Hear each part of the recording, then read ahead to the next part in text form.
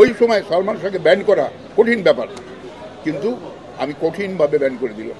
চিন্তা করা যায় না যে এত কুইক কেউ এত জনপ্রিয়তা লাভ করতে পারে। আপনারা জানেন আমি সেটে কাজ করছি, হঠাৎ খবর আসলো সালমান মারা গেছে। সালমান শাহ একটি আলাদা রত্ন, ডায়মন্ড। আমি খুব সত্যি কথা বলছি, ডায়মন্ড খুব কম হয় এরকম, যা আসলো দেখলো জয় করলো।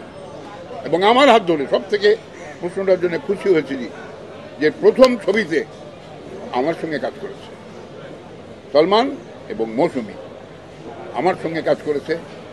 কাজ করে আমি প্রথমেই বুঝতে পেরেছি যে এই ছেলেটি নিশ্চয়ই চমক লাগাবে। এবং ঠিক আমার কথা যদি মিথ্যে না হয়, আপনারা জানেন সবাই যে সালমান কিভাবে এত কুইক জনপ্রিয় হয়েছিল লোকজনের কাছে। আমি খুব কষ্ট, তখন আমি সভাপতি ছিলাম শিল্পী সমিতির, যেহেতু বললো এই প্রশ্নটি। এই সালমান যখন খুব ব্যস্ত, তখন হঠাৎ করে প্রযোজকরা একদিন কমপ্লেন করলেন আমার কাছে যে আপনার শিল্পী তো খুব উল্টাপাল্টা করে। আমি কী হয় কী করে বলে, সেটা দেরি করে আসে, 12টায় আসে, 1টায় আসে, কোনো দিন আসে না। তা কী করতে হবে না, আপনারা কী ব্যবস্থা নেবেন তার বিরুদ্ধে আপনি লিখিত দেন। তো লিখিত দিল তারা। লিখিত নেওয়ার পরে আমি সালমানকে ডাকালাম এখানে শিল্পী সমিতির ঘরে, বললাম, ও তো মাথা নিচু করে বসে থাকলো। আমি বললাম যে ঠিক আছে, আমি শাস্তি দেবো, কিন্তু আপনারা মধ্যবর্তী সময় কেউ আমাকে আবার অনুরোধ করতে পারবেন না। আমি তাকে 1 মাসের ব্যান্ড করে দিয়েছিলাম। এটি একদম সাংঘাতিক একটা দৃষ্টান্ত। ওই সময় সালমান শাহকে ব্যান করা কঠিন ব্যাপার, কিন্তু আমি কঠিনভাবে ব্যান করে দিলাম। সবাই বেরোলাম। এখন আমার কানে আসছে, প্রডিউসাররা নিজেরাই কানাঘুষা করছে যে 1 মাসের ব্যান করে দিল, মুশকিল, আমার শুটিং বন্ধ, টাকা লেগে গেছে, অনেক লোক কি করছি। চলে গেলাম।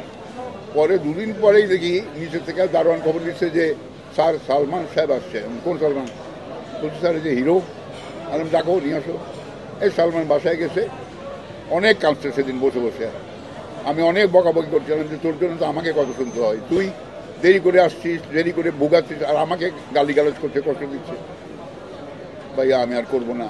আমি তাহলে কী করতে হবে, একটু আমাকে বললে উদ্যোগ করে, ঠিক মতো কাজ করবি, করবো। ফিরে এসে 7 দিন পরে আবার মিটিং ডাকিয়ে সবাইকে ডাকালাম।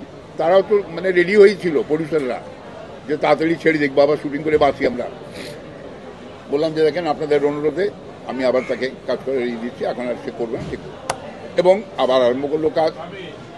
চিন্তা করা যায় না যে এত কুইক কেউ এত জনপ্রিয়তা লাভ করতে পারে। আপনারা জানেন যে এদেশে যতজন নায়ক এসছে সবাই জনপ্রিয়তা অর্জন করেছে, কিন্তু সালমান শাহর মতো এত কুইক জনপ্রিয়তা কেউ আমি মনে হয় যে আমার হিসাবে আমি দেখিনি। আমি যেভাবে দেখেছি সেই ছেলেটি, আমি সেটে কাজ করছি, হঠাৎ খবর আসলো সালমান মারা গেছে।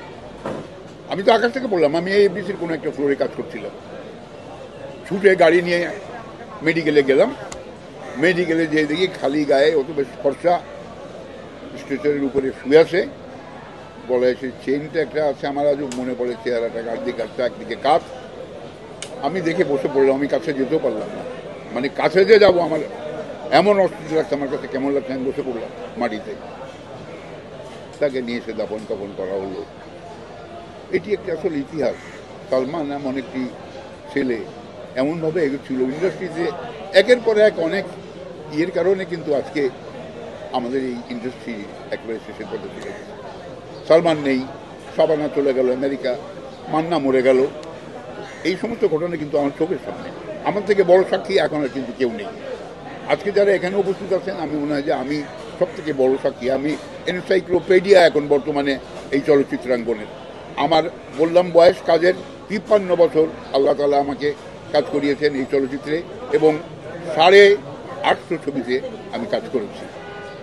এটি আমার জন্য আমি বলবো যে অত্যন্ত ভাগ্যের কথা যে দর্শকরা আমার ছবি দেখেছে, আমাকে ভালোবেসেছে, আমাকে গালমন্দ করেছে, ওটা ভালোবাসার মাধ্যমে। সব মিলিয়ে আজকের আবার আমি ফিরে আসতে চাই এই কথায় যে এই আয়োজন, আজকের যে আয়োজন অভূতপূর্ব।